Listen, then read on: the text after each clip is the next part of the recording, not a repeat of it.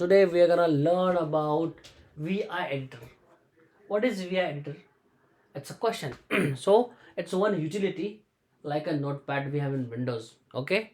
That we use to do some manipulation on file whenever we need. Okay.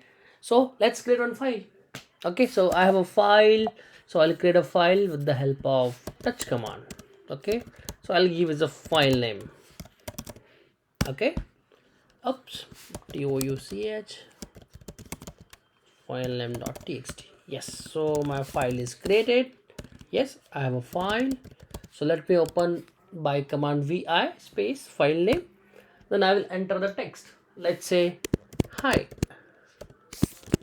I am DevOps DBA and I am learning Red Hat.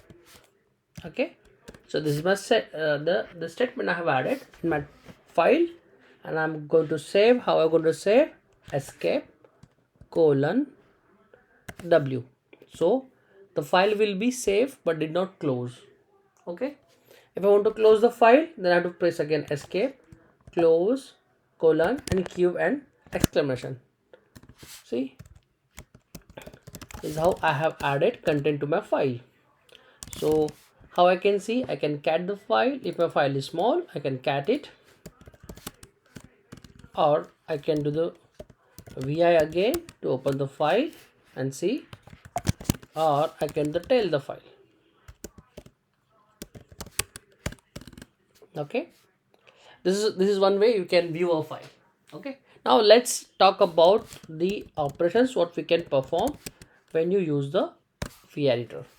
So if I want to replace one character, let's say if I want to replace am with respect to, let's say, any other keyword like had. Okay, let's try doing that.